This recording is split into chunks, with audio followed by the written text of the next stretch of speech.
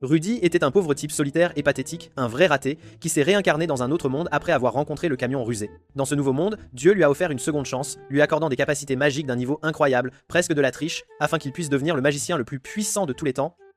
L'histoire commence avec un vieil homme plutôt laid qui se fait percuter violemment par un camion. Les médecins tentent absolument tous les traitements qu'ils connaissent, mais rien n'y fait, et il finit par décéder. Il pense que c'est la fin tragique de son existence malheureuse, jusqu'à ce qu'il ouvre soudainement les yeux, à nouveau.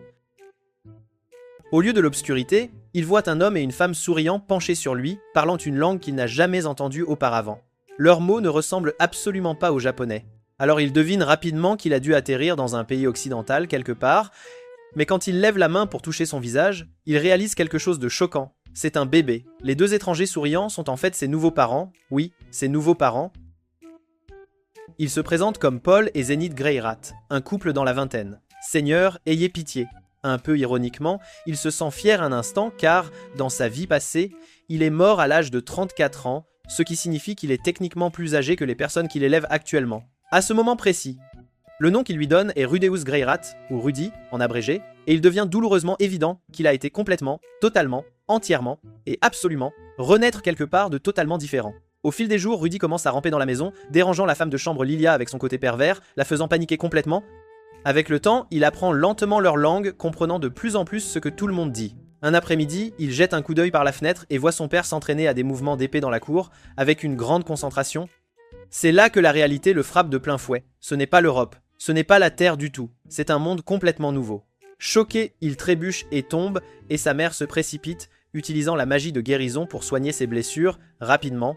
Ce moment confirme absolument tout. Il a été, en effet, et sans aucun doute, renaître dans un monde où la magie et l'escrime existent réellement. À mesure que Rudy grandit, sa curiosité devient tout simplement imparable, inarrêtable. Il explore l'une des pièces et découvre 5 livres poussiéreux, des livres qu'il possède. Il commence à lire chacun d'eux, apprenant tout sur la magie et le fonctionnement des sorts. Il existe 2 façons principales de lancer des sorts, par des cercles magiques ou par des incantations parlées, et la plupart des gens comptent sur le champ. Rudy essaye de créer une boule d'eau, mais ne parvient qu'à une minuscule gouttelette. Pourtant, il refuse d'abandonner. Jour après jour, il s'entraîne jusqu'à ce qu'il finisse par créer des gouttes d'eau sans prononcer un seul mot, absolument aucun. Tout ce qu'il a à faire, c'est se concentrer et l'eau se forme d'elle-même. Un jour, tout s'éclaire. Il rassemble sa concentration et la gouttelette jaillit vers l'avant comme un minuscule projectile, avec une force inattendue. Excité, il lit une incantation dans l'un des livres et lance accidentellement une énorme boule d'eau qui traverse la fenêtre pour que tout le monde à l'extérieur puisse la voir. Paul et Zenith courent dans la pièce, inquiets, mais Zenith réalise rapidement que Rudy a enfin commencé à utiliser la magie correctement, comme il se doit. Il décide immédiatement qu'il a besoin d'une formation adéquate. Paul veut faire venir un épéiste, mais Zenith décide que la magie passe en premier. Bientôt, une tutrice est engagée, une jeune fille nommée Roxy, une magicienne. Rudy s'attend à un sorcier plus âgé, alors voir une adolescente le surprend. Roxy est tout aussi stupéfaite d'apprendre qu'elle va enseigner à un petit enfant, et elle pense que ses parents sont aussi stupides de qualifier leur fils de talentueux, c'est absurde. Elle emmène Rudy dehors et lui explique que la magie est divisée en magie d'attaque, magie de guérison et magie d'invocation, et que chaque catégorie possède 7 rangs. Débutant, intermédiaire, avancé, saint, roi, empereur et divin, oui, divin. Roxy chante un sort et lance une sphère d'eau qui tranche net un arbre. Elle guérit ensuite le tronc endommagé comme si rien ne s'était passé. Rudy est stupéfait. Quand c'est au tour de Rudy, il mentionne nonchalamment qu'il n'a pas besoin d'incantation, pas du tout.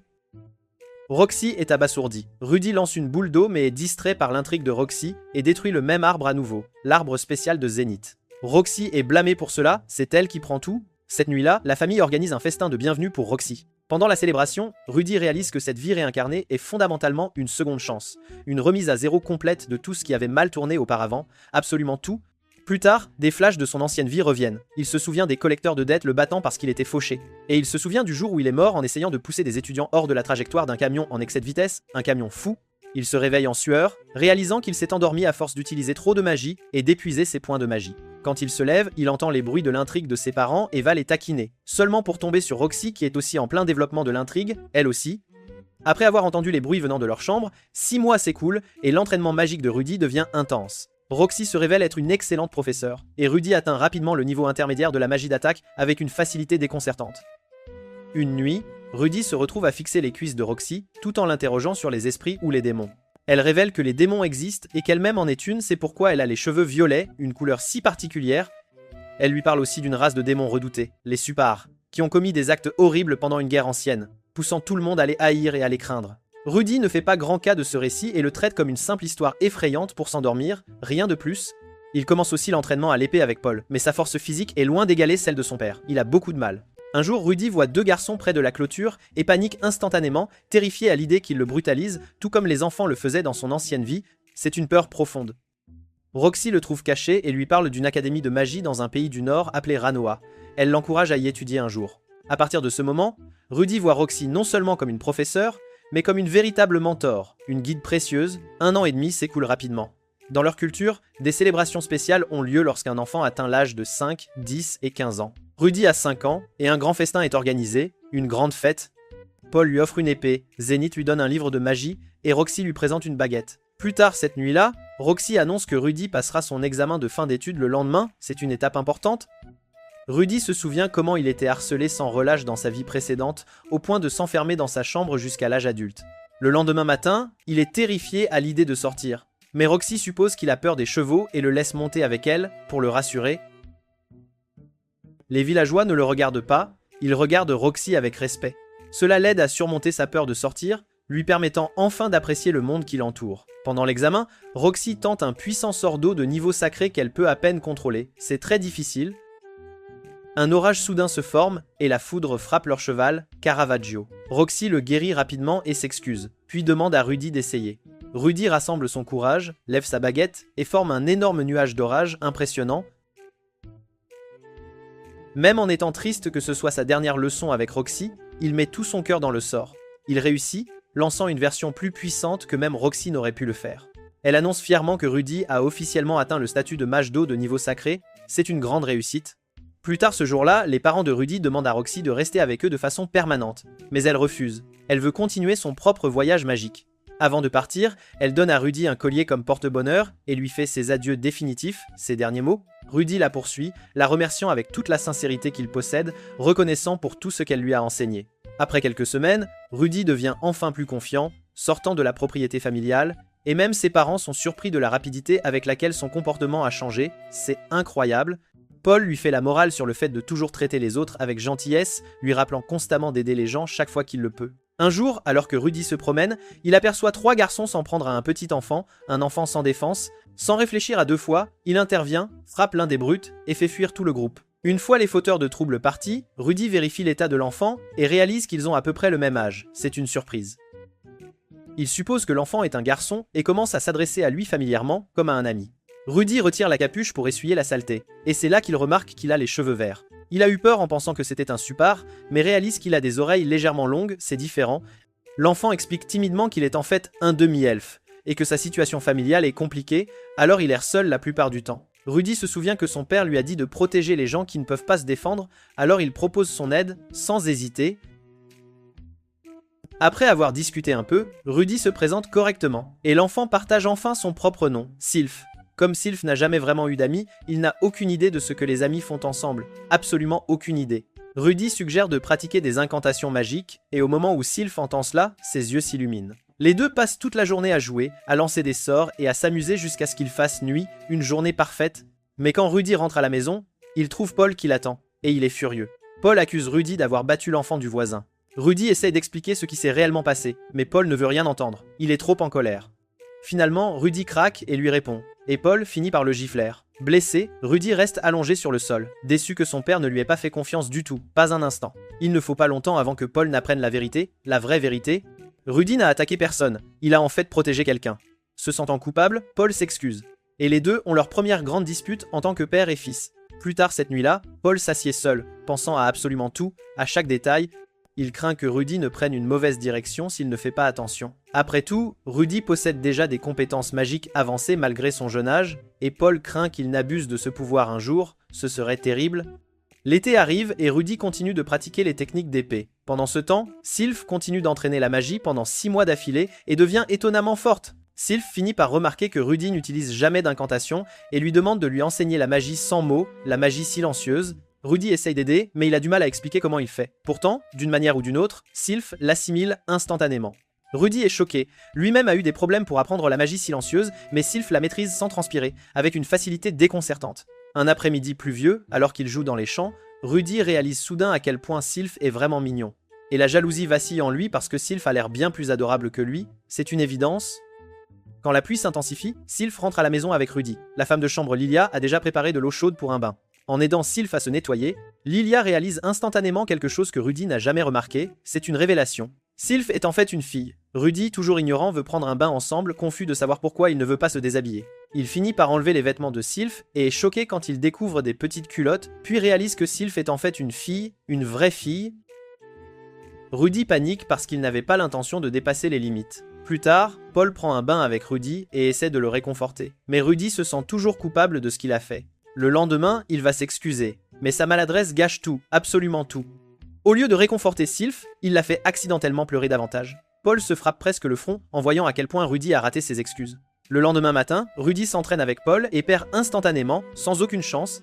Paul remarque que Rudy a du mal avec les filles, alors il lui donne des conseils d'homme à homme. Après avoir écouté son père, Rudy comprend enfin où il s'est trompé. Peu de temps après, Sylph lui rend visite à nouveau pour une nouvelle rencontre. Rudy essaye de copier les conseils de drague de son père, mais finit par agir comme un pervers. Réalisant cela, il abandonne son jeu et parle honnêtement, disant à Sylph qu'il lui manque vraiment de jouer avec elle, c'est la vérité. Sylph lui pardonne, et les deux redeviennent joyeusement proches. Rudy est ravi d'avoir une amie d'enfance aussi mignonne. Quelques semaines passent, et Rudy apprend que Zénith attend un autre bébé, une nouvelle vie. Toute la famille célèbre jusqu'à l'heure du déjeuner, quand la femme de chambre Lilia annonce soudainement qu'elle est enceinte aussi. Paul se fige. Zénith est stupéfaite. Lilia avoue tout. Paul a couché avec elle, c'est la vérité. Cette nuit-là, Zénith pleure, le cœur brisé et furieuse. Lilia explique qu'elle prévoit d'aider Zénith à accoucher de son bébé, puis de partir après. Mais Zénith sait que Lilia et son enfant à naître ne survivront pas seuls, c'est impossible. Rudy entend tout et intervient. Même s'il est encore jeune, il considère déjà Lilia comme faisant partie de leur famille. Il essaye de blâmer Paul pour protéger Lilia, et Zénith commence à le croire jusqu'à ce que Lilia insiste sur le fait que Paul n'est pas entièrement fautif, pas seulement lui. Rudy convainc alors sa mère de laisser Lilia rester. Zénith, toujours contrarié mais capable de voir la situation dans son ensemble, accepte et dit à Lilia qu'elle restera membre de leur famille. Lilia est profondément reconnaissante que Rudy l'ait défendue. C'est un geste fort. Le lendemain matin, Paul décharge sa frustration sur Rudy, et Lilia se demande pourquoi Rudy l'a tant aidé. Il est révélé que Lilia était celle qui avait séduit Paul avec son armure d'intrigue. L'histoire remonte à l'époque où Rudy était un bébé. Chaque jour, il jouait avec les sous-vêtements de Lilia, lui faisant croire qu'il était un petit pervers, un vrai coquin. Mais maintenant, après l'avoir sauvé, elle et son enfant à naître, elle le voit comme un garçon au cœur pur. Un an plus tard, les nouveaux frères et sœurs de Rudy sont nés, et les deux mères passent leur journée à s'occuper des bébés, avec amour et dévouement. En les regardant, Rudy décide qu'il veut être le grand frère le plus cool de tous les temps. Avec le temps, il se rapproche de Lilia, et apprend qu'elle et Paul se connaissaient en fait depuis l'enfance. Pendant l'entraînement à l'épée, Rudy se souvient que Paul est un dragueur naturel, en gros le meilleur Rizzler de leur foyer. Mais il le respecte toujours comme un guerrier fort, un vrai combattant. Rudy essaie d'attaquer en utilisant la magie, mais Paul esquive tout comme s'il avait un sens de l'observation aiguisé. Après avoir encore perdu, Rudy le taquine et Paul riposte. Paul demande nonchalamment à Rudy si Zénith serait fâché s'il couchait à nouveau avec Lilia, c'est une question osée. Rudy lui dit de ne pas le faire, mais en tant que mec, il comprend discrètement le chaos. Même si Paul est un désastre, Rudy l'apprécie toujours. Paul demande ensuite si Rudy veut aller à l'école un jour, c'est une question importante. Rudy apprend que les filles nobles ne font pas de sport, et la plupart finissent plutôt potelées. Paul conseille à Rudy de s'en tenir à une seule fille, celle dont il se soucie vraiment. Rudy pense instantanément à Sylph et réalise qu'elle grandit si vite qu'elle pourrait bientôt le surpasser en magie, c'est une possibilité. Sylph remarque qu'il est distrait et lui demande à quoi il pense. Quand Rudy lui dit qu'il envisage l'école, Sylph devient triste et commence à pleurer, elle ne veut pas qu'il la quitte. Rudy la réconforte, lui disant qu'il n'a aucune intention de l'abandonner, jamais. Cette nuit-là, il rêve même d'épouser Sylph un jour. Soudain, Paul apparaît avec une lettre de Roxy. Elle dit qu'elle a maintenant un nouvel élève qui lui rappelle étrangement Rudy, quelqu'un qui lui vole ses sous-vêtements et est souvent puni. C'est une drôle de coïncidence. Elle dit aussi à Rudy qu'il devrait envisager de fréquenter l'académie de magie de Rannois pour améliorer ses compétences magiques. Paul est stupéfait d'apprendre que Roxy est devenue une mage de classe roi de l'eau. Puis il se tourne vers Rudy et demande, le sourcil levé. « Attends, tu as sérieusement volé les culottes de Roxy avant qu'elle ne parte ?» Pendant que la famille mange ensemble, Rudy demande soudainement à Paul une grande faveur. Il veut que son père couvre les frais de son inscription à l'université de magie, c'est une demande importante, mais il ne veut pas y aller seul, il veut que Sylph le rejoigne aussi, et il demande à Paul de payer ses frais de scolarité également. Paul refuse immédiatement. Il dit que Rudy n'est pas encore prêt pour une si grande étape. Pas du tout. Premièrement, Rudy n'a pas terminé ses leçons d'épée. Deuxièmement, Rudy est encore trop jeune, et Paul ne veut pas abandonner ses devoirs de père. Troisièmement, payer pour Rudy seul est gérable, mais payer pour Sylph aussi pourrait être impossible pour leur budget familial, c'est une réalité. Rudy insiste sur le fait qu'il est prêt à travailler pour gagner lui-même l'argent des frais de scolarité de Sylph. Il supplie Paul de lui trouver un emploi quelque part, afin qu'au moment où Paul lui donnera la permission de quitter la maison, il ait économisé suffisamment pour emmener Sylph avec lui. C'est son objectif. Après y avoir bien réfléchi, Paul accepte l'accord de Rudy. Quelques jours plus tard, alors que Rudy et Paul s'entraînent dans la cour, une femme bête arrive en calèche. Paul la connaît clairement, il la salue en l'appelant Ghislain. C'est une vieille connaissance. Avant que Rudy ne puisse demander quoi que ce soit, Ghislain l'assomme. Paul a arrangé cela exprès, pour que Rudy ne discute pas ou ne refuse pas. Rudy se réveille à l'intérieur de la calèche de Ghislain, complètement confus, ne comprenant rien. Elle explique qu'à partir de demain, ils travailleront ensemble. Elle lui tend une lettre de Paul, et Rudy la lit attentivement. La lettre explique absolument tout. Paul lui a trouvé un emploi dans la ville de Roa, une nouvelle opportunité. Rudy doit devenir le tuteur à domicile d'une jeune fille noble de 9 ans. Ghislaine agira comme sa garde et sa superviseure, exactement comme elle l'a fait pendant des années. Rudy y vivra pendant les 5 prochaines années et enseignera la lecture, l'écriture, la magie de base et l'arithmétique simple. C'est un programme complet. Paul ordonne également à Rudy de ne pas écrire de lettres à la maison, il veut que Sylph grandisse de manière indépendante au lieu de trop dépendre de Rudy. Quand ils arrivent à Roa, Rudy rencontre le seigneur du domaine, Philippe, le cousin de Paul. C'est une surprise. Rudy n'avait jamais réalisé que sa famille avait même du sang noble. Philippe doute qu'un jeune garçon comme Rudy puisse éduquer sa fille. Il avertit Rudy que sa fille est extrêmement têtue et refuse d'étudier, c'est un vrai défi. Rudy est emmené pour la rencontrer, et au moment où Eris apparaît, elle a l'air d'être une source de problèmes. Elle le rejette instantanément, déclarant bruyamment qu'elle est plus âgée que lui, et ne voit aucune raison de l'écouter, absolument aucune. Avant même que Rudy ne puisse se présenter, Eris le bat si violemment qu'il s'en sort à peine vivant. Philippe demande à Rudy s'il veut quitter le travail, mais Rudy refuse. S'il rentre chez lui sans avoir accompli sa mission, ce serait un échec. Paul le retira pour le reste de sa vie. Alors Rudy s'assied et élabore un plan pour gagner le respect d'Eris. Philippe écoute la stratégie de Rudy, mais l'un des domestiques de la maison écoute secrètement tout, absolument tout, sans se faire remarquer. Cette nuit-là, Rudy se réveille attaché à une chaise. Cela fait partie de son plan. Il veut qu'Eris voie l'utilité de la magie. Rudy dit qu'ils ont été kidnappés et qu'elle pourrait facilement brûler les cordes si elle apprenait la magie du feu. C'est une ruse. Eris est furieuse, se plaignant sans arrêt, mais avant qu'elle ne puisse en dire plus, un homme terrifiant entre. Au début, Rudy pense que tout cela fait partie du spectacle et est impressionné par la performance, c'est très réaliste. Mais les choses tournent mal rapidement. L'homme jette Eris contre le mur et lui piétine la tête. Rudy reçoit aussi un coup de poing, croyant toujours que c'est une performance, jusqu'à ce qu'il remarque Eris pleurer par terre. Sérieusement blessé, c'est la réalité. Quand les criminels commencent à discuter de l'opportunité de tuer Eris ou non, Rudy réalise enfin que ce ne sont pas des acteurs, ils ont été kidnappés par de vrais criminels. Rudy sait qu'il pourrait les anéantir avec la magie instantanément en un clin d'œil, mais il hésite. Il ne veut pas qu'Eris voie la magie comme un outil pour tuer.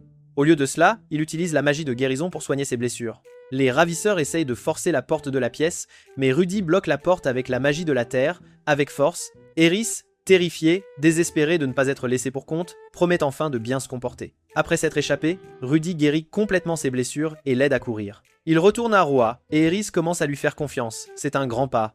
Réalisant que la magie n'est pas seulement cool, elle peut aussi sauver des vies. Mais au moment où ils arrivent, Eris est de nouveau kidnappé par le même groupe. Rudy les poursuit immédiatement. Il utilise la magie de la terre pour bloquer la voie d'évasion des bandits. Avec détermination, l'un d'eux menace de tuer Eris avec une épée. Le serviteur de Philippe, celui qui avait écouté, intervient et offre secrètement de l'argent à Rudy, disant qu'il paiera suffisamment pour couvrir ses frais de scolarité si Rudy laisse Eris mourir. C'est une proposition ignoble. Rudy fait semblant d'y réfléchir, et les bandits se méprennent, pensant que Rudy les rejoint. Puis Rudy lance un énorme sort dans le ciel, créant une explosion de feux d'artifice pour signaler son attaque. C'est un signal clair. Eris est stupéfaite que Rudy ait choisi de la protéger. Il charge en avant et attaque avec une puissante magie de la terre, la libérant de l'emprise du criminel. Mais les bandits ne sont pas faibles. Ils contre-attaquent et manquent de tuer Rudy. C'est une lutte acharnée. Quand Rudy plaque un ennemi au sol et prépare un sort de feu final, une épée vole soudainement vers lui. Rudy sait qu'il ne peut pas esquiver. À la dernière seconde, Ghislain apparaît et tranche la lame en morceaux, avec une vitesse incroyable. Elle se précipite comme une tempête, massacrant les criminels sans effort. Elle capture également le serviteur de Philippe, qui est terrifié quand il réalise qu'il a mis en colère Ghislaine, la reine de l'épée, une guerrière redoutable. De retour au manoir, la vérité éclate. Le serviteur de Philippe était le cerveau derrière tout l'incident. Ghislain l'entraîne pour faire face à Eris, qui, traumatisé par tout, tremble de colère et de peur. C'est une scène terrible. Rudy sent qu'il a échoué parce que son plan a horriblement mal tourné et il décide de quitter le manoir. Mais Eris l'arrête, l'acceptant enfin comme son tuteur. Elle le laisse même l'appeler par son prénom, c'est un signe de confiance. Rudy reste, soulagé et heureux. Le lendemain, Philippe félicite Rudy d'avoir sauvé Eris et l'informe qu'il est aussi officiellement un noble. Hilda, la mère d'Eris, salue Rudy et il fixe immédiatement sa poitrine avant de détourner rapidement le regard. Peu après, le père de Philippe, Soros, entre pour rencontrer Rudy. Il est choqué de voir Rudy si poli, rien à voir avec Paul. Soros demande comment Rudy a sauvé Eris. Rudy ment et dit que Ghislain l'a secouru. Soros réalise que Philippe a essayé de donner le crédit à Rudy et devient si furieux qu'il frappe son propre fils. Rudy comprend aussi pourquoi Eris est si forte. Son grand-père est en fait une bête sous forme humaine. Soros ordonne à Eris de demander poliment à Rudy des leçons de magie. Elle essaie, prenant maladroitement une pose étrange. Rudy est confus, mais Soros rayonne de fierté. Chaque matin, Rudy et Eris s'entraînent à l'escrime avec Ghislain. Les après-midi, Rudy leur enseigne à tous les deux la lecture, les maths et la magie. Eris se frustre souvent et provoque des désastres une fois elle a mis le feu à quelque chose et Rudy devait l'éteindre instantanément. Elle s'enfuit aussi constamment dès qu'il est temps d'apprendre à écrire. Une fois, Rudy essaye de la réveiller et pense en plaisantant à voler ses sous-vêtements pour la faire sursauter, mais Eris se réveille, voit ce qu'il fait et le bat presque à mort. Plus tard, Rudy pleure auprès de Ghislain, lui demandant conseil sur la façon de motiver Eris. Ghislain raconte à Eris une histoire de sa propre vie d'aventurière. Elle décrit comment elle ne savait pas compter l'argent, finissait constamment fauchée et a dû une fois manger des excréments de monstres parce qu'elle n'avait pas les moyens de se nourrir. Rudy est horrifié, mais l'histoire choque Eris suffisamment pour qu'elle prenne ses leçons au sérieux. Le lendemain matin, Rudy a continué les leçons d'Eris.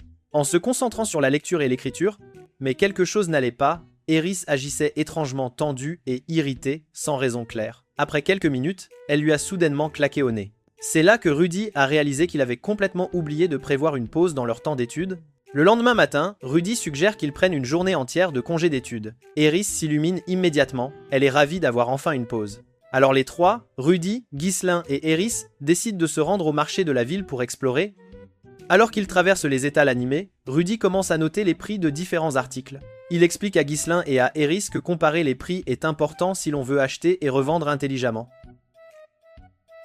Il profite même du moment pour les interroger sur les maths de base. Ghislain s'est beaucoup amélioré en arithmétique, mais Eris est toujours totalement perdu. En naviguant, Rudy trouve un livre qu'il veut vraiment, mais il n'a pas l'argent pour l'acheter. Eris essaie d'offrir l'argent de son grand-père pour le lui acheter, mais Rudy refuse immédiatement. Il lui dit que la richesse de son grand-père n'est pas la même que la sienne. Il insiste sur le fait qu'elle a besoin de son propre argent si elle veut acheter quelque chose pour quelqu'un.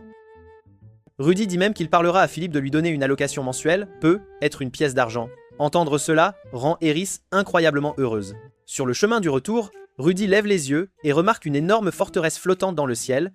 Il est stupéfait, c'est la première fois qu'il voit quelque chose de pareil. Ghislain explique que cela appartient au roi dragon blindé, Perugius, l'un des 3 héros légendaires qui ont vaincu le seigneur démon Laplace. Rudy se souvient avoir entendu cette même histoire de nombreuses fois. Paul et Roxy lui racontaient tous les deux exactement ce conte quand il était plus jeune. La rumeur dit que Perugius est toujours en vie à l'intérieur de cette forteresse massive. Rudy s'enthousiasme et souhaite secrètement qu'un jour, il puisse s'en approcher suffisamment pour le voir de près. Plus tard, Eris achète à Rudy une fiole qu'il avait repérée plus tôt, mais elle perd presque la tête quand elle découvre que la fiole contient un aphrodisiaque. Rudy doit expliquer qu'il ne savait pas quand il l'a ramassée. Au fil des mois, Eris s'améliore considérablement à l'escrime, tandis que Rudy reste à peu près le même. Un soir, une servante nommée Edna rend visite à Rudy dans sa chambre pour lui demander de l'aide.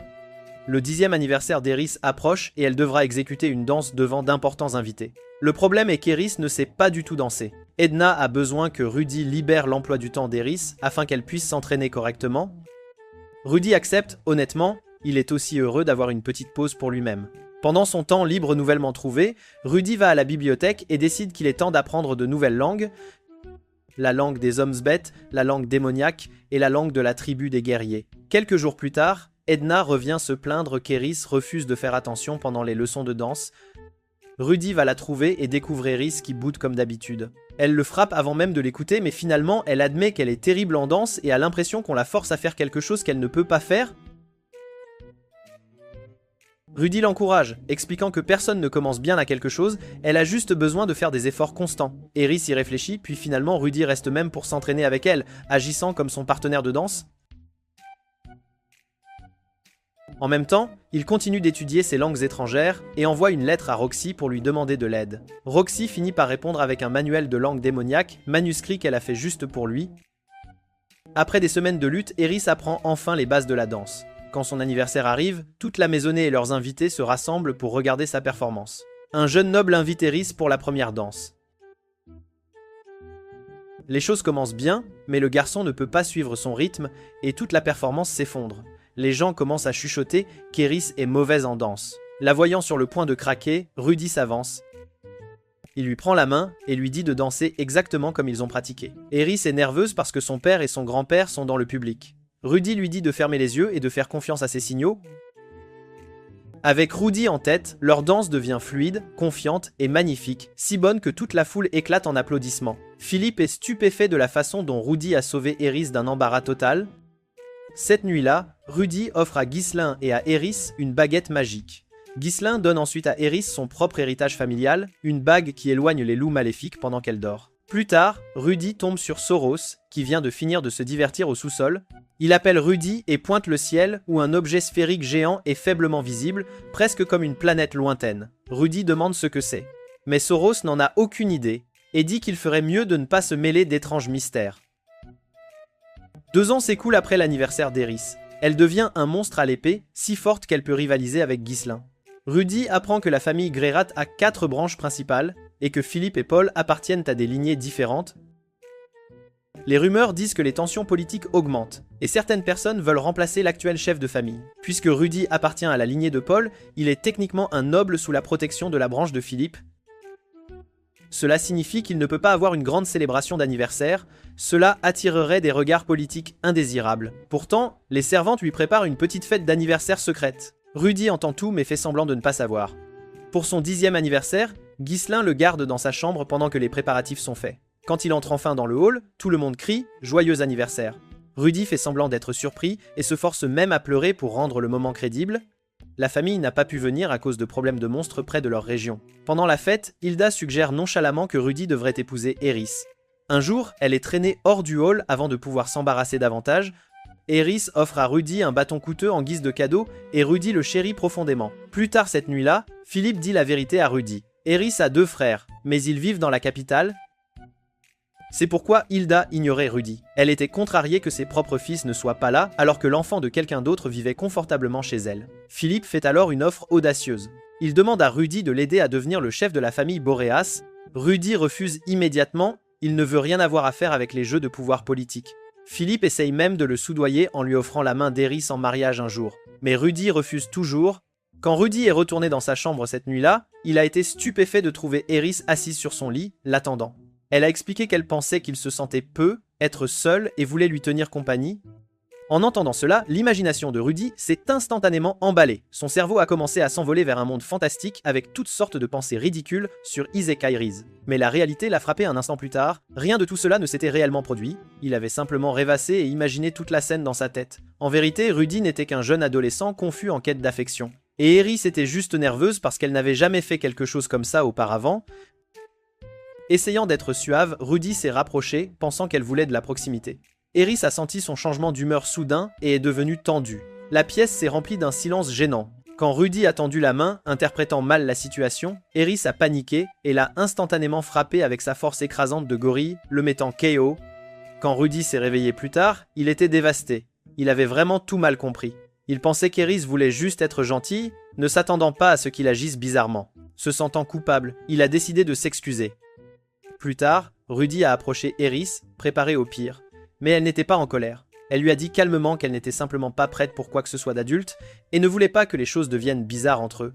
Elle a dit que peut-être quand ils seraient plus âgés, vers 15 ans, ils pourraient revenir sur le sujet quand ils seraient tous les deux plus matures. Rudy était soulagé, heureux qu'elle ne soit pas contrariée et encore plus excité, sachant que leur lien n'était pas brisé. Il célébrait dans son esprit, au moins elle lui faisait toujours confiance. Mais en même temps, il se souvenait de Sylph, son ami d'enfance, et de la promesse qu'il lui avait faite. Pendant ce temps, de retour à la maison familiale de Rudy, Sylph rendait souvent visite. Elle jouait toujours joyeusement avec les jeunes sœurs de Rudy et voulait lui offrir un collier fait main représentant sa famille. Elle a même demandé quel cadeau Lilia lui préparait. Aïcha a tiré Sylph pour jouer avec elle et la jeune fille était fière d'être traitée comme une grande sœur par les 2 plus jeunes.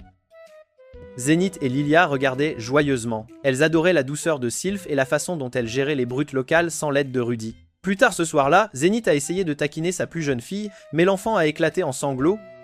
Paul est rentré à ce moment-là et a remarqué les nuages d'orage menaçants se formant au-dessus. Ailleurs, Roxy était épuisée, enseignant à son élève difficile. Elle a aussi levé les yeux et remarqué les mêmes étranges nuages d'orage s'amoncelant dans le ciel. Loin sur un sommet de montagne, un homme mystérieux restait immobile tandis qu'un dragon massif l'attaquait, rugissant avec un souffle ardent. L'homme mystérieux a simplement regardé en retour, et le dragon s'est figé de peur, son aura seule était écrasante.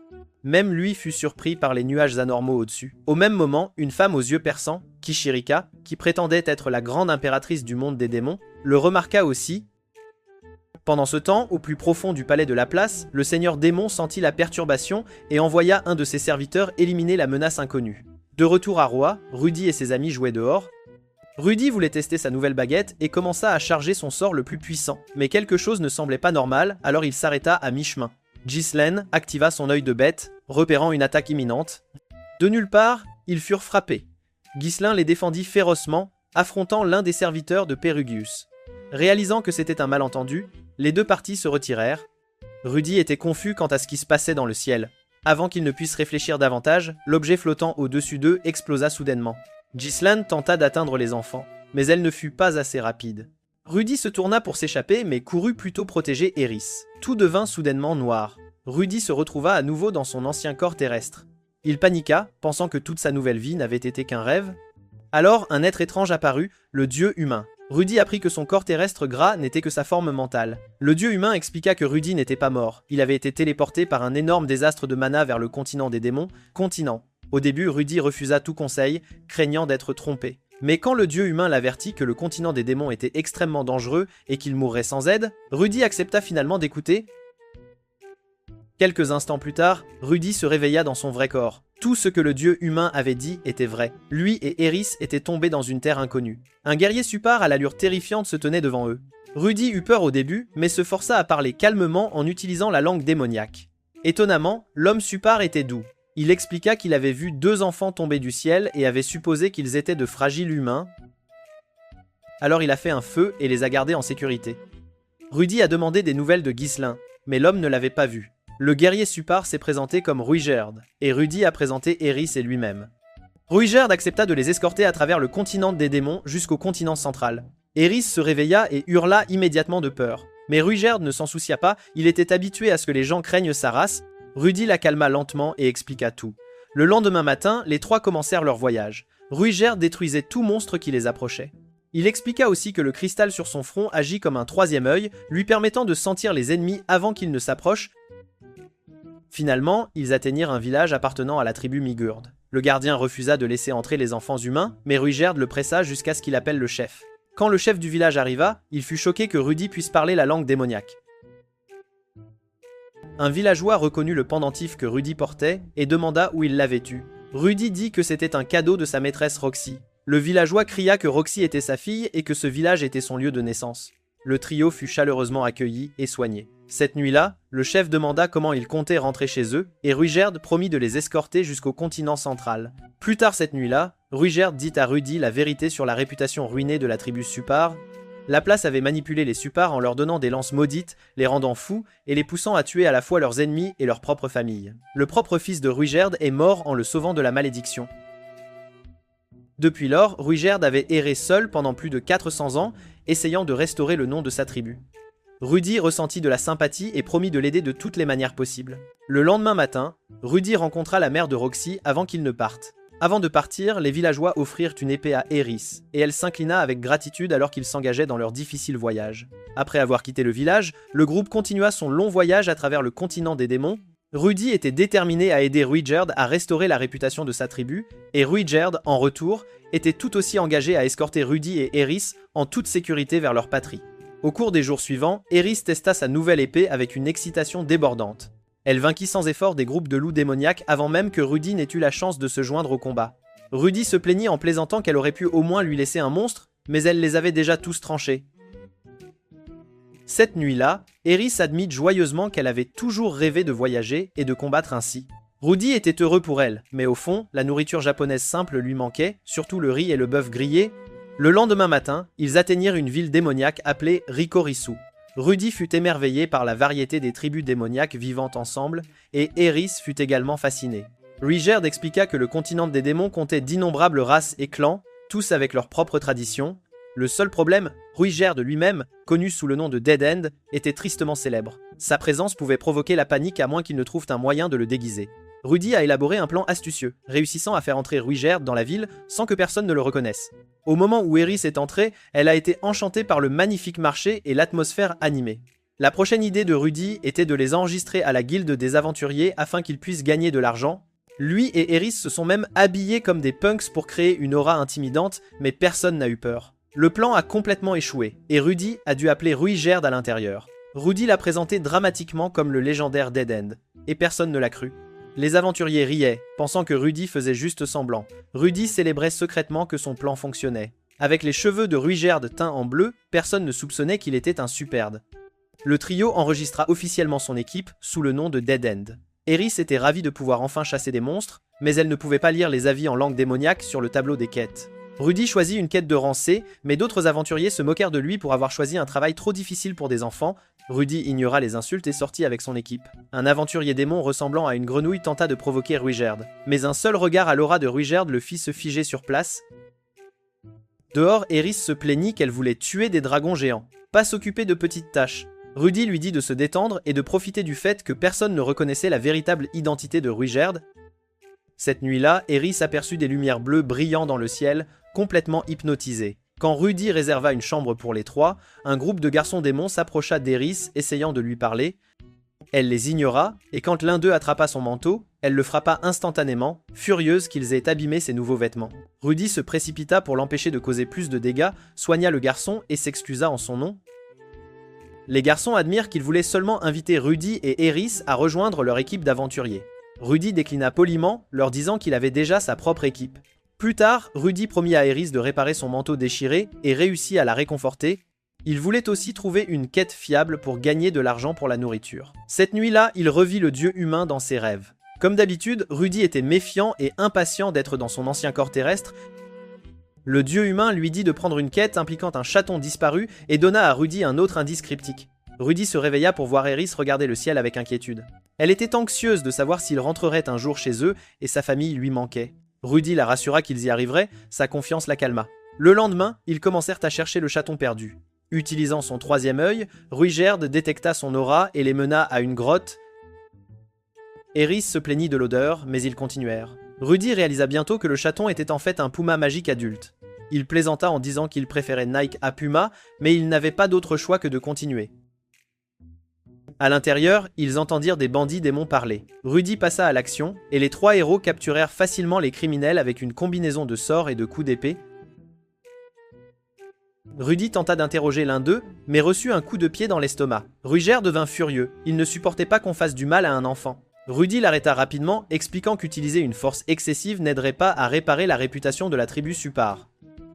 Eris soutint Rudy, réprimandant Ruygerd pour son comportement imprudent. Les criminels admirent finalement qu'il kidnappait des animaux pour le profit. Ruygerd voulait les éliminer, mais Rudy l'arrêta de nouveau, proposant une solution différente.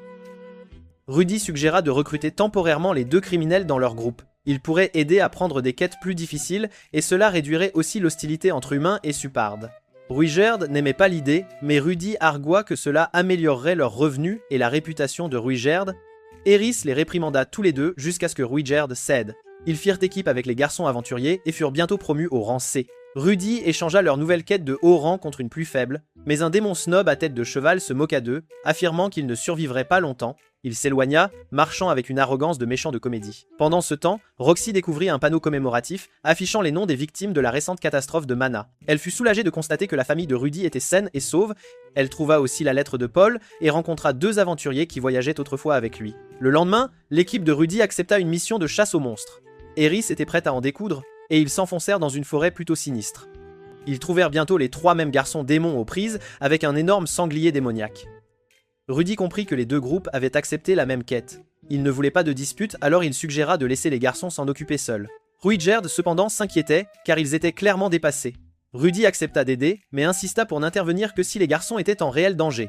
Alors qu'ils suivaient les garçons plus profondément dans la forêt, des araignées monstrueuses les prirent en embuscade. Les enfants s'enfuirent, terrifiés. Rudy hésita d'abord, attendant le moment idéal pour les secourir. Mais ensuite, l'un des garçons fut gravement blessé, saignant abondamment. Ruijerd et Eris se précipitèrent immédiatement en avant.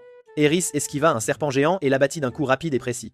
Ruijerd déchira les monstres avec une vitesse inégalée, une vraie force de la nature. Après la bataille, Ruijerd demanda à Rudy pourquoi il l'avait arrêté plus tôt, avant l'action. Rudy hésita, gêné par sa stratégie, par son plan. Ruijerd le réprimanda sévèrement. Si Rudy ne l'avait pas retenu, l'enfant n'aurait pas été blessé, c'était évident. L'un des garçons s'avança, leur disant à tous les deux d'arrêter de se disputer ainsi. Ils connaissaient les risques de l'aventure, c'était leur quotidien. Ruijerd s'excusa d'avoir traité Rudy comme un enfant sans défense, un petit. Après avoir mis les garçons en sécurité, Rudy eut honte de son plan égoïste, de sa décision. Soudain, ils entendirent des bruits de combat tout près d'eux. Se précipitant sur les lieux, ils trouvèrent des aventuriers blessés et un énorme cobra à croque de sang. Le cobra tentait d'avaler un sanglier entier, c'était impressionnant. Rudy demanda si tout le monde était prêt, puis lança un sort puissant. Ruijerd s'imprégna d'une vitesse incroyable et transperça le cobra avec force. Eris tenta d'attaquer, mais manqua sa cible malheureusement. Rudy enchaîna avec un sort explosif, très puissant. Au dernier moment, Ruijerd immobilisa le cobra, offrant à Eris une occasion parfaite d'achever la bête. Ensemble, ils l'éliminèrent, cette créature. De retour en ville, le démon cheval se moqua de nouveau du groupe de Rudy, avec mépris. Il avait découvert l'astuce secrète de Rudy pour échanger des quêtes, et menaça de le dénoncer à la guilde, à moins que Rudy ne le paie. Rudy paniqua, mais refusa de laisser la peur l'arrêter, de le paralyser. Réfléchissant vite, il prépara secrètement un sort, une incantation. Ruijerd sentit le danger et intervint, sans hésiter. Avant que Rudy ne puisse lancer quoi que ce soit, Ruijerd révéla sa véritable identité, à tous. Le démon cheval s'évanouit de terreur, et la foule se dispersa instantanément, dans la panique. Ruijerd le prévint de ne pas les dénoncer, surtout pas. Quelques instants plus tard, les gardes de la ville arrivèrent pour arrêter Ruijerd, le forçant à fuir rapidement. Les trois garçons démons étaient effrayés aussi, c'était visible. Rudy demanda pourquoi ils avaient si peur. Après tout, Ruijerd les avait pourtant sauvés, c'était un fait. Mais ils étaient influencés par les rumeurs, les ouïs-dire. Ruijerd se cacha en dehors de la ville, près d'un grand rocher, à l'abri. Rudy et Eris le trouvèrent, enfin. Rudy s'excusa pour ses idées imprudentes, ses décisions hâtives. Ruijerd accepta les excuses, disant qu'il comprenait que Rudy voulait seulement l'aider, de son mieux. Il remercia aussi Rudy d'avoir risqué sa vie pour protéger quelqu'un d'important pour lui, un ami. Les deux se serrèrent la main, leur lien plus fort qu'avant, plus solide. Eris apparut quelques instants plus tard, refusant d'être laissé pour compte, seul. Le lendemain matin, Ruijerd chercha un barbier, mais finit par se raser toute la tête, complètement. Rudy rit en trouvant un protecteur frontal de style ninja, plaisantant que Ruijerd était désormais officiellement un shinobi, un vrai. Eris taquina en disant qu'elle n'était pas inutile, et Ruijerd acquiesça d'un signe de tête, en accord. Dans l'après-midi, ils reprirent leur long voyage, se dirigeant vers la ville suivante, mais Rudy eut des ennuis pour avoir accidentellement jeté un coup d'œil dans la cabine d'essayage d'Eris, ce qui lui valut un coup de poing bien mérité, une bonne leçon. Quelques jours plus tard, Eris fut super excitée car elle voyait l'océan pour la toute première fois de sa vie. Elle voulut immédiatement sauter et nager, mais Ruijerd l'arrêta, la retenant. Il expliqua que l'océan était rempli de monstres marins dangereux, donc nager n'était pas du tout sûr, c'était risqué. Ils continuèrent leur voyage et atteignirent une grande ville portuaire très animée. Au même moment, Roxy et son groupe y arrivèrent également, par hasard. Le groupe de Rudy marchait derrière eux, sans s'en rendre compte, sans le savoir. Rudy entendit une voix qui lui semblait familière, mais quelqu'un commença à lui parler. Alors il ne vérifia pas, il ne regarda pas. À présent, Eris et Ruijerd étaient devenus assez célèbres durant le voyage, et les gens leur donnaient des surnoms plutôt cool. Mais Rudy n'eut aucun surnom cool, ce qui le rendit un peu triste, un peu déçu. Quand ils vérifièrent le prix d'un voyage en bateau, ils découvrirent que c'était beaucoup trop cher, bien au-delà de leurs moyens. Ils ne pouvaient pas se permettre des billets pour 3 personnes, c'était impossible. Rudy s'assit pour déjeuner, réfléchissant intensément à la manière de résoudre ce problème d'argent, cette difficulté. Eris comprit mal, et pensa que Rudy voulait laisser Ruijerd derrière. Mais Rudy affirma qu'il ne l'abandonnerait jamais jamais. Rudy ne savait plus quoi faire et pensa qu'il devrait vendre son précieux bâton magique pour obtenir de l'argent, des fonds. Ruijerd se sentit mal et s'excusa, pensant qu'il était un fardeau pour Rudy, une charge. Plus tard cette nuit-là, Rudy rencontra de nouveau le dieu humain dans ses rêves, comme avant. Le dieu humain s'excusa d'avoir causé des problèmes la dernière fois, mais dit qu'il aimait voir Rudy et Ruijerd arranger les choses, ensemble. Puis il donna à Rudy un étrange conseil, une indication. Demain, achète de la nourriture à un vendeur de rue, c'est important. Il n'expliqua pas pourquoi, le motif. Le lendemain matin, Eris s'entraîna avec Ruijerd, comme d'habitude. Comme ils étaient tous deux distraits, pensant à leur situation, Eris battit Ruijerd pour la première fois lors d'un combat d'entraînement, une vraie surprise. Elle célébra joyeusement, fière de ses progrès, de sa victoire. Rudy se promena dans la ville, essayant de comprendre pourquoi le dieu humain lui avait dit de visiter un stand de nourriture, un étal. Il acheta de la nourriture et vit ensuite une petite fille effondrée dans la rue, l'air très faible, très fragile. Rudy lui donna sa nourriture et elle la mangea rapidement, avec faim. Puis elle se présenta soudainement de manière dramatique comme Kishirika, grande impératrice du monde des démons, une figure importante. Rudy pensa qu'elle n'était qu'une enfant étrange qui faisait semblant, mais il la traita tout de même poliment, avec respect. Elle aima cela, cette attitude. Elle l'analysa avec ses yeux étranges et fit des commentaires taquins, des remarques amusantes, puis lui dit qu'elle pouvait lui accorder un vœu, un désir. Rudy demanda en plaisantant de l'argent, mais elle dit qu'elle était complètement fauchée, sans un sou. Au lieu de cela, elle lui offrit un œil de démon, un pouvoir. Rudy pensa qu'elle plaisantait, mais elle lui saisit soudain le visage et remplaça l'un de ses yeux par un œil de démon, un vrai. Rudy eut un fort mal de tête mais réalisa que c'était réel. Il avait maintenant l'œil de prescience, qui lui permet de voir un peu dans le futur, les événements à venir. Sur le chemin du retour, Rudy heurta un homme impoli, un peu grossier. Avec son nouvel œil de démon, Rudy vit soudain une vision de quelque chose tombant sur l'homme, un danger. Rudy utilisa la magie du vent pour le protéger, et l'homme s'excusa, reconnaissant. Ce soir-là, Ruygerd expliqua que Kishirika était en fait une puissante souveraine démoniaque, une vraie. Rudy fut choqué, il avait pensé qu'elle n'était qu'une enfant étrange, une gamine. Rudy resta dans sa chambre pendant une semaine, pratiquant son œil de démon jusqu'à ce qu'il puisse le contrôler parfaitement. Après l'entraînement, il fut enfin capable de prédire les mouvements, comme voir le futur, les événements. Quand il le testa en combattant Eris, il esquiva toutes ses attaques facilement et gagna le match, sans difficulté. Eris essaya de le piéger après, mais il le vit venir, il l'avait anticipé. Ruygerd loua Rudy, disant qu'il devenait un guerrier fort, un vrai combattant. Se sentant confiant, Rudy défia Ruygerd, mais Ruygerd le vainquit toujours facilement, sans effort. Plus tard cette nuit-là, Rudy se sentit mal car il savait qu'il n'avait battu Eris qu'à cause de son œil, de son pouvoir, pas parce qu'il était plus fort, non. Il prévoyait de s'échapper et de vendre son bâton pour qu'il puisse s'offrir un bateau, un passage. Mais Ruygerd le surprit et l'arrêta, le retenant. Rudy essaya de mentir, mais Ruygerd connaissait déjà la vérité, toute la vérité. Il dit à Rudy qu'ils étaient une équipe et devaient résoudre les problèmes ensemble, et non sacrifier des choses importantes seul, dans son coin. Soudain, Ruygerd sentit quelqu'un approcher. C'était Gallus, l'homme. Le même homme que Rudy avait sauvé plus tôt avec sa magie, son sort. Gallus leur offrit son aide en guise de remerciement, de gratitude. Pendant ce temps, dans une autre partie de la ville, Roxy et son groupe se détendaient dans une taverne, tranquillement. Elinalise flirtait avec les hommes, et buvait tranquillement, sans bruit. Roxy recueillait des informations auprès d'autres aventuriers, discrètement. Quelqu'un invita Roxy à rejoindre leur groupe de rang C, mais elle leur dit qu'elle était en fait une mage de rang A, une experte. Ils furent choqués en réalisant qu'elle était la célèbre Roxy de rang A, la grande mage. Elinalise la taquina de nouveau pour ne pas s'amuser comme tout le monde, comme les autres. Plus tard, Roxy demanda aux vieux amis de Paul comment il était autrefois, quel genre d'homme. Ils traitèrent Paul de salaud, de vaurien. Roxy était confuse et se demanda ce que Paul avait fait dans le passé, pour mériter ça. Ils firent des recherches pendant des jours et apprirent des bribes d'informations, des détails. Roxy entendit des rumeurs sur un groupe nommé Dead End, mais ne savait pas que c'était le groupe de Rudy, son élève. Elinalise entendit dire que Dead End avait un membre plutôt beau, un bel homme, et Taland entendit que l'équipe comptait 3 personnes, mais il n'avait toujours aucune nouvelle de la famille de Paul, aucune information. Roxy s'inquiéta, mais ses amis lui rappelèrent que Zénith était une ancienne aventurière de rang S et extrêmement forte, très puissante. Le lendemain, Roxy vit des enfants jouer sur la plage et se demanda à quel point Rudy avait grandi, avait changé. Puis, elle vit 2 personnes s'entraîner. L'un était Ruygerd, le guerrier. Elle paniqua et s'enfuit avant de faire le lien, de comprendre. Elle retourna à son auberge et tomba accidentellement sur Elinalise, très aguicheuse avec plusieurs hommes, une scène gênante. Ne sachant que faire d'autre, Roxy projeta de la magie de glace sur tout le monde, par pure panique, par réflexe. Elle dut ensuite payer les dégâts, ce qui la laissa complètement fauchée, sans le sou. Elle blâma Elinalise, mais Elinalise rit et dit qu'un jour, Roxy comprendrait ses goûts en matière d'hommes, ses préférences. Gallus aida Ruygerd à monter sur un navire en premier, et le lendemain, Rudy et Eris naviguèrent également vers la ville suivante. Ensemble, le voyage en bateau ne fut pas du tout paisible, loin de là. Eris causa des problèmes tout le temps, et Rudy s'inquiétait constamment que le navire puisse couler comme le Titanic, un désastre. Il avait imaginé un voyage romantique, mais la réalité le frappa durement quand Eris eut un mal de mer extrême et pensa qu'elle allait mourir, c'était terrible. Quand ils atteignirent enfin la ville suivante, Eris était complètement épuisée, à bout de force. Elle demanda à Rudy de rester avec elle et d'utiliser la magie de guérison, mais Rudy dit qu'il devait d'abord trouver Ruygerd et s'enfuit rapidement. Rudy suivit les indications vers une ancienne cachette de contrebandier, un lieu secret. Un homme lui montra une entrée secrète souterraine où il découvrit un endroit louche rempli de contrebandiers jouant aux cartes et un chien magique géant enfermé dans une cage, un spectacle étrange. Il trouva finalement Ruygerd, qui prévoyait de sauver un groupe d'enfants kidnappés, des innocents. Rudy n'était pas sûr que combattre tous les contrebandiers soit une bonne idée, mais Ruygerd lui dit de se détendre et de le laisser gérer le sauvetage, seul.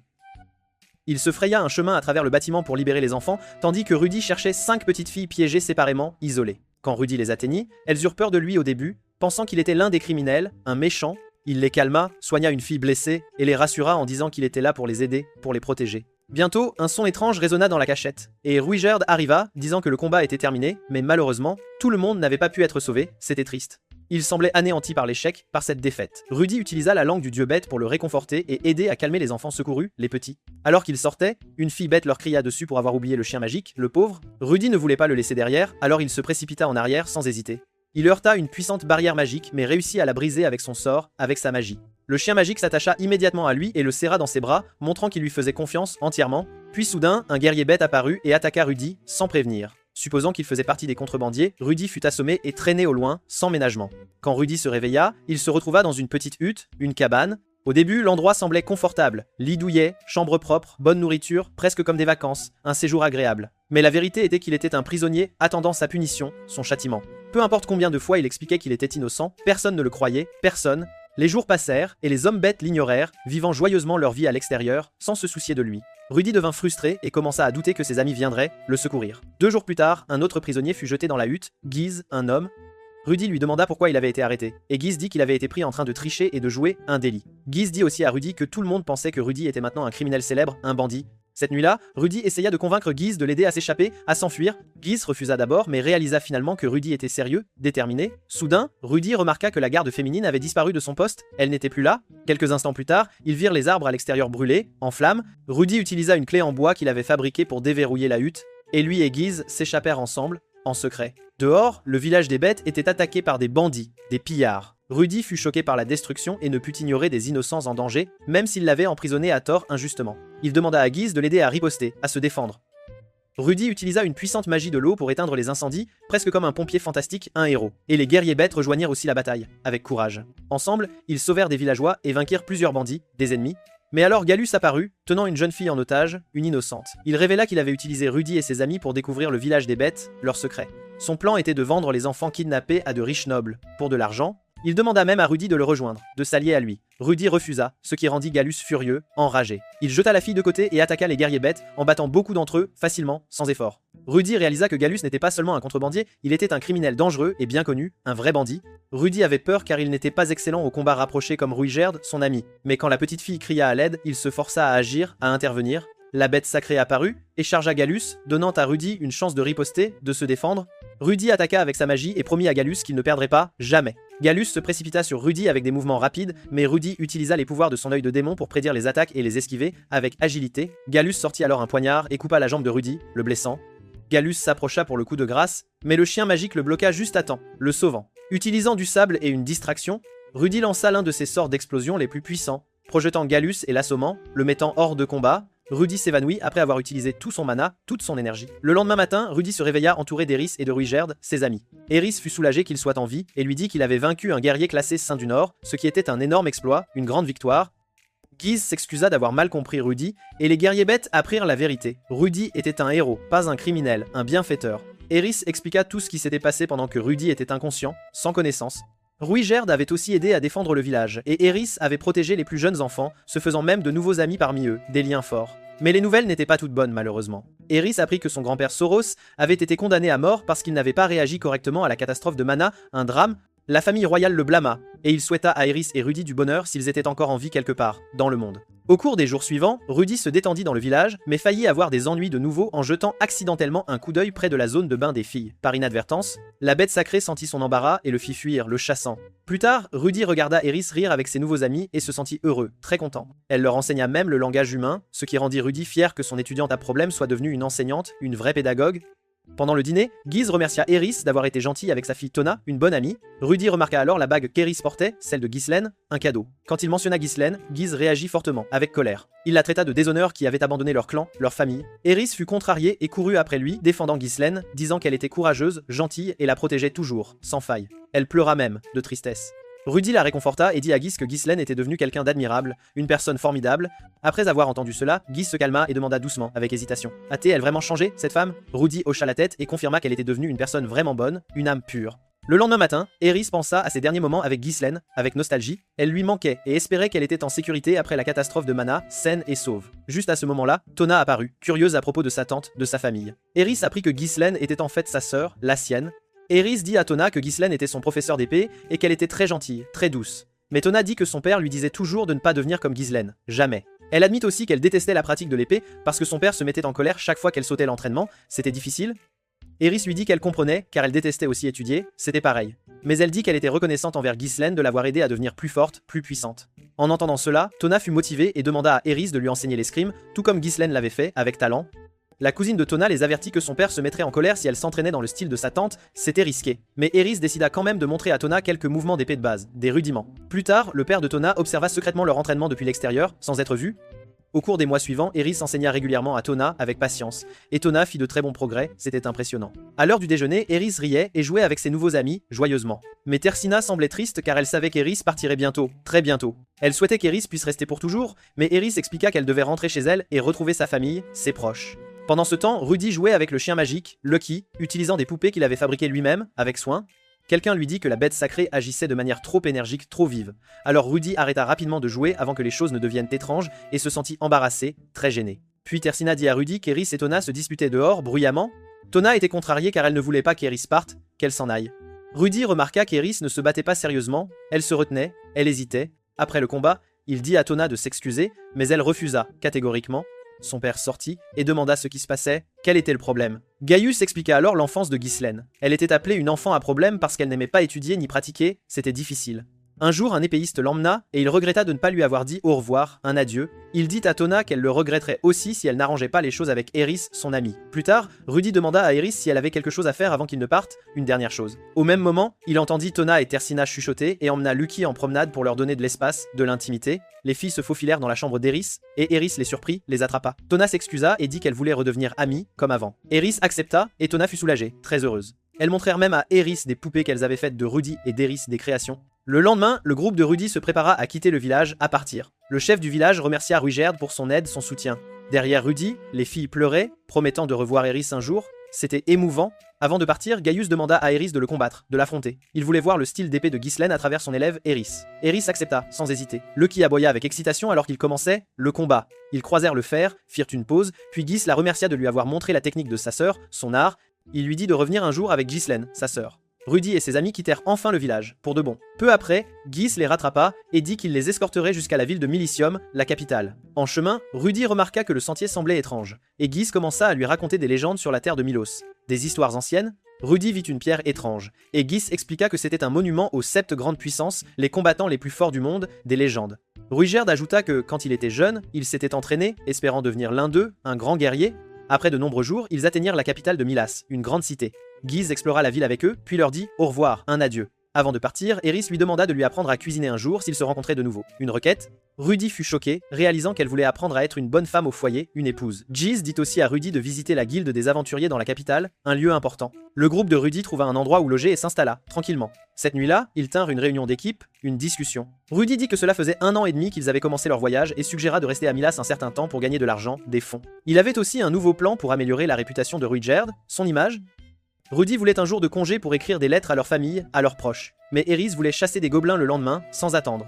Rudy devint nerveux, alors Ruigerd promit qu'il veillerait sur elle, la protégeant. Le lendemain matin, Rudy écrivit sa lettre et se demanda si son père s'inquiétait pour lui, son fils. Puis il vit quelqu'un se faire kidnapper, un enlèvement. Il ne voulait pas s'impliquer, car la dernière fois qu'il avait aidé, il avait fini arrêté, en prison. Mais la règle de Dead End était d'aider les gens en difficulté. Alors il les suivit, discrètement. Il suivit les kidnappeurs jusqu'à une maison abandonnée, un lieu désert. Alors qu'il préparait un plan de sauvetage, il trouva soudain des sous-vêtements féminins traînant, par terre. Il paniqua et gâcha son plan, complètement. Pour cacher son visage, il porta les sous-vêtements comme un masque et prétendit être le guerrier de Dead End, un héros. Il a vaincu plusieurs ravisseurs, mais d'autres ennemis sont arrivés. Une jeune fille a reconnu les sous-vêtements et a réalisé qu'il utilisait ses affaires, ce qui a rendu la situation assez gênante. Elle a attaqué Rudy, mais il a tout esquivé avec agilité. Puis, un homme ivre est apparu, le chef du groupe. Rudy avait l'impression de connaître cet individu. L'homme a attaqué, et Rudy l'a bloqué avec sa magie. Il a continué d'esquiver, mais l'homme était incroyablement habile. Finalement, l'homme a tranché le masque et a cessé le combat. C'était Paul, le père de Rudy. Ils étaient tous deux sous le choc. Plus tard dans l'après-midi, Rudy a fixé maladroitement l'une des membres féminines du groupe de Paul. Avant que Paul ne l'affronte, il lui a demandé si Rudy avait vu le message diffusé partout dans le monde concernant la recherche de Zénith, Lilia et Aïcha. Rudy ne savait même pas qu'un tel message existait. Rudy a commencé à expliquer tout ce qu'il avait traversé durant son voyage. Les combats, les villages, les amitiés, toutes ses expériences. Mais Paul s'est soudainement mis en colère. Il pensait que Rudy s'était amusé au lieu d'essayer d'aider avec la catastrophe de Mana. Rudy a rétorqué, disant qu'il avait lutté et qu'il était occupé à protéger Eris. Mais Paul a continué à crier, l'accusant de ne pas se soucier des victimes. Finalement, Rudy a craqué et a dit que Paul n'avait aucun droit de lui faire la morale puisqu'il passait son temps à boire avec des femmes au hasard. Paul l'a frappé. Rudy a riposté en utilisant son œil démoniaque et l'a vaincu. Paul a finalement craqué et a admis qu'il était lui aussi effrayé et désespéré. Il avait cherché sa famille sans relâche. Il était seul, stressé et terriblement inquiet. Puis une petite fille est apparue. C'était Aïcha. Rudy a essayé de lui dire qu'il était son grand frère, mais elle ne l'a pas reconnu. Elle lui a dit d'arrêter de harceler son père. Tout le monde a regardé Rudy comme s'il était le méchant. Puis Paul a expliqué. Rudy n'était pas le seul à être affecté par la catastrophe de Mana. Des milliers de personnes étaient portées disparues ou mortes. Rudy a réalisé qu'il n'avait même jamais pensé à chercher les victimes correctement. Il a eu honte. Il a aussi reconnu le garçon kidnappé. C'était le même enfant qui avait harcelé Sylphie il y a longtemps. Rudy se sentait affreux d'avoir frappé son père plus tôt et a réalisé toute la douleur que Paul portait en lui. Après une sieste, Rudy a pensé à se réconcilier avec son père. Mais il s'est alors souvenu des mots durs de Paul, et s'est senti mal. En pensant à tous les membres de sa famille qui étaient encore portés disparus, cette nuit-là, Horace a demandé à Rudy qui l'avait frappé. Rudy lui a dit qu'il avait rencontré son père en ville. Horace s'est mise en colère et a voulu frapper Paul pour avoir blessé Rudy. Car elle savait que Rudy avait travaillé si dur juste pour revoir sa famille, ce type-là. Et Ruigerd l'a arrêté et lui a dit qu'au lieu de causer plus de problèmes, elle devrait essayer de réconforter Rudy. Horace y a réfléchi et n'a pas su quoi dire au début. Finalement, elle a serré Rudy dans ses bras et lui a dit qu'elle serait toujours à ses côtés. Nous voyons ensuite ce qui est arrivé à Paul pendant la catastrophe de Mana. Il a été soudainement téléporté dans un endroit inconnu avec sa petite fille Norn. Il était confus et inquiet pour sa famille. La dernière chose dont il se souvenait était cet étrange objet dans le ciel. Il a porté Norn et a voyagé pendant des semaines essayant de retrouver le chemin de sa maison. Mais quand il a finalement atteint son village, il avait complètement disparu. Après cela, il a décidé de poster des messages partout dans le monde, demandant aux gens de chercher Zenith, Lilia, Aisha et les autres. Paul a aidé de nombreuses familles à se réunir, mais chaque jour sans nouvelles de sa propre famille le rendait plus déprimé. Malgré tout, il a continué car il savait que Norn dépendait de lui. Un jour, Giz a trouvé Paul buvant seul dans une auberge et lui a demandé ce qui n'allait pas. Paul lui a raconté tout ce qui s'était passé avec Rudy. Giz a demandé si Paul n'attendait pas trop d'un garçon d'à peine 11 ans. Oui, Rudy était talentueux, mais Gies a demandé à Paul s'il aurait pu survivre sur le continent des démons à cet âge. Paul a dit que Rudy avait Ruigerd avec lui, donc ça aurait dû aller. Mais Gies a traité Paul de type mou du continent central et a expliqué à quel point le continent des démons était vraiment rude. Rudy n'y avait pas eu une vie facile du tout. Paul a alors demandé pourquoi Rudy avait l'air si joyeux si les choses étaient si dures. Gies a dit que Rudy faisait peu, être semblant d'être fort parce qu'il ne voulait pas inquiéter son père ivrogne et inutile. Cela a frappé Paul de plein fouet. Gies a souligné qu'au lieu d'être heureux que Rudy soit en vie, Paul lui avait crié dessus dès qu'il s'était retrouvé. Paul a réalisé qu'il avait l'air pathétique. Avant de partir, Gies a demandé à Paul « Pourquoi n'es-tu pas simplement heureux que ton fils soit en vie ?» Paul a eu honte en entendant cela. Cette nuit-là, Paul a imaginé Rudy gisant blessé sur le sol, le blâmant de ne pas l'avoir sauvé. Il a finalement compris le conseil de Gies et a décidé de réparer les choses. Le lendemain, Rudy était assis à l'auberge, l'air déprimé. Paul est entré et Eris s'est immédiatement remise en colère. Paul s'est présenté comme le père de Rudy, et Eris a essayé de protéger Rudy, mais Ruigerd l'a empêché d'attaquer. Comprenant, Rudy a réalisé que son père voulait juste s'excuser. Ruigerd a également dit à Paul qu'il devrait être heureux que Rudy soit en vie. Paul a convenu que Ruigerd semblait être un homme bon, et l'a remercié d'avoir protégé son fils. Paul a commencé à s'excuser pour son comportement de la veille, mais Rudy l'a arrêté et a dit qu'il avait aussi eu tort et s'est excusé à son tour. Rudy a ensuite parlé à Paul de son objectif actuel, se rendre dans toutes les villes touchées par la catastrophe de Mana. Paul lui a dit que beaucoup de ces villes avaient disparu, mais Rudy a dit qu'il voulait y aller quand même. Il a promis qu'une fois son voyage terminé, il chercherait Zenith et Lilia. Rudy était sur le point de quitter l'auberge quand le propriétaire l'a arrêté et lui a dit de regarder au moins le visage de son père.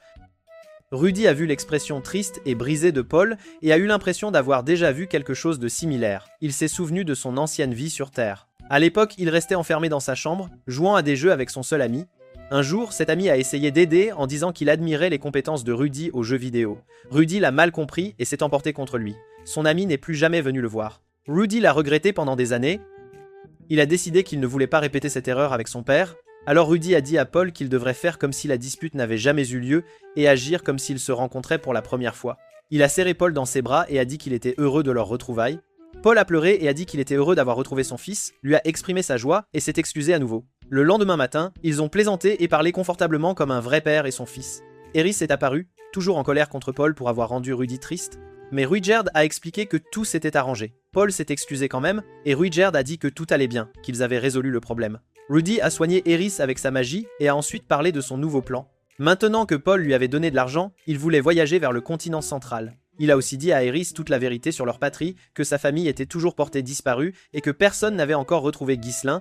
Eris a dit qu'elle était prête pour les mauvaises nouvelles et qu'elle y ferait face. Le lendemain, Rudy a dit au revoir à Paul et Norn et leur groupe a quitté Milice. Plus tard, Paul a découvert que Giz était celui qui l'avait aidé à réaliser ses erreurs et l'avait poussé à arranger les choses avec Rudy.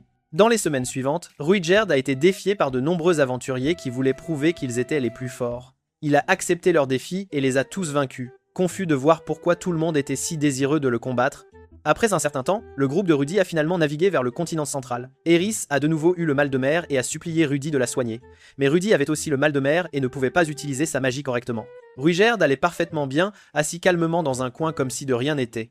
Rudy n'arrêtait pas de dire que les plats de riz au porc lui manquaient, ce qui ne faisait qu'aggraver le mal d'Eris. Elle lui a dit d'arrêter de parler de nourriture et d'essayer de se concentrer plutôt sur la guérison. Rudy a finalement décidé de profiter du voyage autant qu'il le pouvait, et Ruygerd a acquiescé. Malgré tout, Rudy ne pouvait s'empêcher de penser à sa famille disparue et espérait qu'ils étaient en sécurité. Pendant ce temps, Roxy parlait avec un aventurier démon au visage de cheval. Elle pensait à retourner dans sa ville natale pour rendre visite à ses parents. Le démon l'a complimentée, disant qu'elle avait beaucoup changé et était devenue plus confiante. Au cours des 2 dernières années, Roxy pensait qu'il était juste gentil, mais elle se sentait toujours heureuse et fière d'être une mage de haut rang. Roxy a ensuite plaisanté et lui a demandé s'il intimidait toujours les faibles pour de l'argent. Il a secoué la tête et a dit qu'il avait reçu une leçon il y a 2 ans par un groupe de 3, Dead End.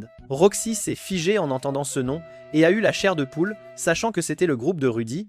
Le démon cheval a demandé à Roxy si elle était déjà rentrée chez elle pendant tout ce temps. Elle a admis qu'elle ne l'avait jamais fait car elle croyait que ses parents ne voulaient pas la voir.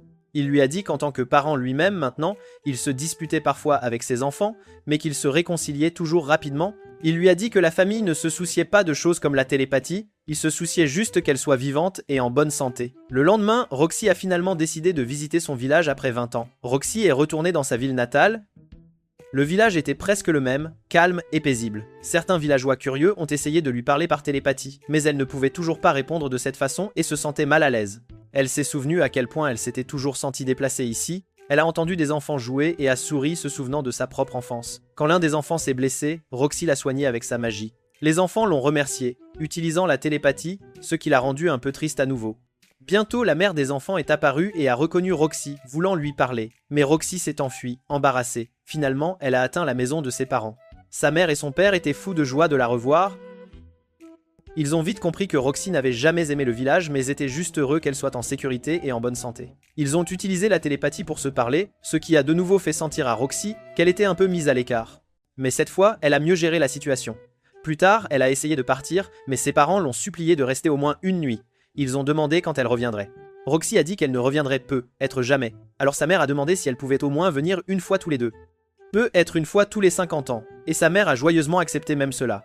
Elle a vu certains de ses vieux jouets et s'est souvenue quand sa mère lui avait secrètement enseigné le langage humain parce qu'elle ne pouvait pas utiliser la télépathie comme les autres.